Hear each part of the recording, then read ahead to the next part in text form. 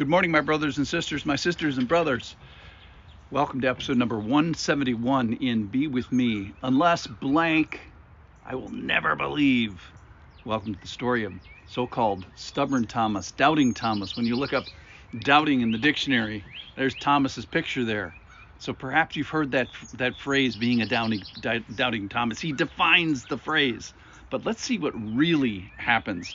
And I'm not so sure that we should be quite so charitable towards the position of Thomas. So let's see what really is going to happen.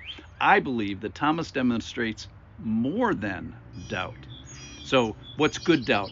Curious doubt, open mind, open-handed questioning, fair doubting, sincere doubting, ready to reconsider your position. That's not what we hear from Thomas. Listen in. John chapter 20, verse 24.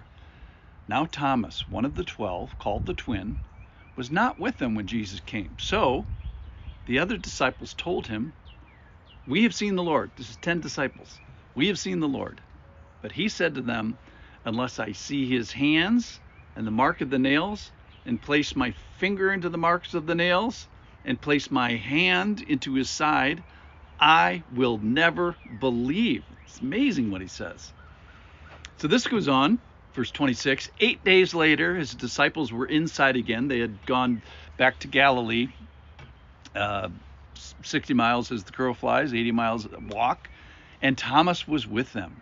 And although the doors were locked, Jesus came and among them and said, and I'm not going to tell you, I'm going to stop right there. Because Jesus, at that moment in time, because of what Thomas says, has every right to nail him and kick him out of the disciple club. Jesus has already gone to the nth degree to help him. And quite frankly, as I was studying this, as I got mad at Thomas and worried about me and worried about you. So let's look at him carefully and let me tell you what makes me mad about him. All right, so Thomas has been exposed to accountable knowledge for years. He's one of the 12. He knew a lot. He experienced a lot. He saw 100% of the miracles as far as we know. And we're sitting here saying, "Jesus, if I could just be with you for 5 minutes, it would change everything." Well, Thomas has access, familiarity, breadth of experience, exposure, heard all the prophecies, and includes the forecast when Jesus said, "Hey, I am going to Jerusalem. This is going to happen to me. I'm going to die and be raised on the third day." Reminds me of the passage in Luke 12, is that from everyone to whom much was given, of him much will be required. And from him to whom they entrusted much, they will demand the more. So this makes me think Thomas is very accountable. He, I think, could be held to a stricter judgment for the disciples and teachers and those who have had greater access to truth. So he has accountable knowledge. Secondly, he has a nickname. It's the twin. He's Thomas the twin. So he's well enough known to have a designation, at least of knowledge.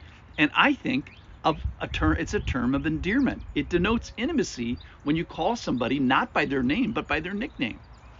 So that's secondly. Thirdly, he exhibits or perhaps chooses non-fellowship.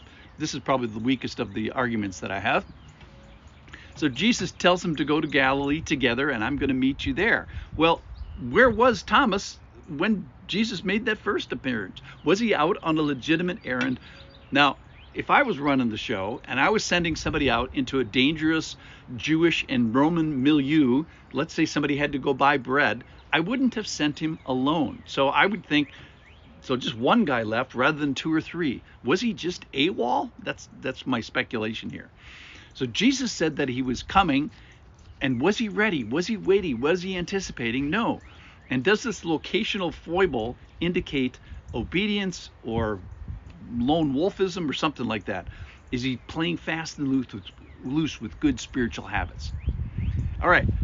Thirdly, he refuses the counsel of the many. So you got 10 disciples who have seen Jesus. You have Mary and probably 6 other women and 2 guys, one guy and maybe another guy on the walk to Emmaus, plus 4 guards who are not cooperating. But anyway, you have like 20 people who are telling Thomas the story for 8 days. And he refuses to listen to them all. Does not unless I stick my fingers in his hands. And that reminds me of Proverbs 24. In the abundance of counselors, there's victory. So generally, getting the counsel of many people, listening to the counsel of the church is a good idea. Then, possibly, he refuses the counsel of the few. So there's this demonstrated leadership, or at least Jesus choosing Peter, James, and John going to the Transfiguration. Perhaps they were kind of the first among equals in leadership, and he's not following good leadership then. And then this is the thing that really got me, is that he demonstrates it over 8 days. It was durable non-belief. So he was stuck in this position over time. He refused over time. His never believe position is durable never belief. And then I think maybe a bitterness or possibly a weariness. In John chapter 11, Jesus says, hey, we're going to go to Jerusalem, and things are going to get ugly. And even people were trying to stone him even then.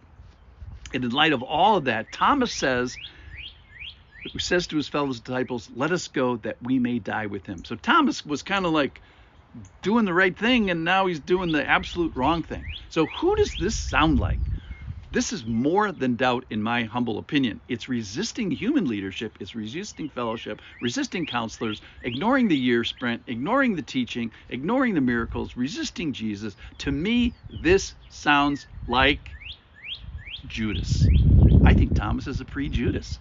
It sounds like Thomas is like one micro step away from thinking and doing exactly what Judas did. So here are the red flags. Durable unbelief, resisting leadership, failing the protection of counselors, failing the fellowship of the body, forgetting the intimacy offered by Jesus, forgetting the common graces, and possibly risking the harsher judgment of increased access. So I'm going to leave it there, but you have to come back tomorrow and see how this works out. Why is this here? Of all the stories, in my opinion, Thomas does way more than doubt.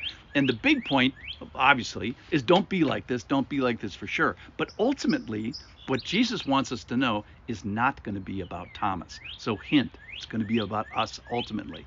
So let's wait for the grace. Come back tomorrow. Thanks for listening.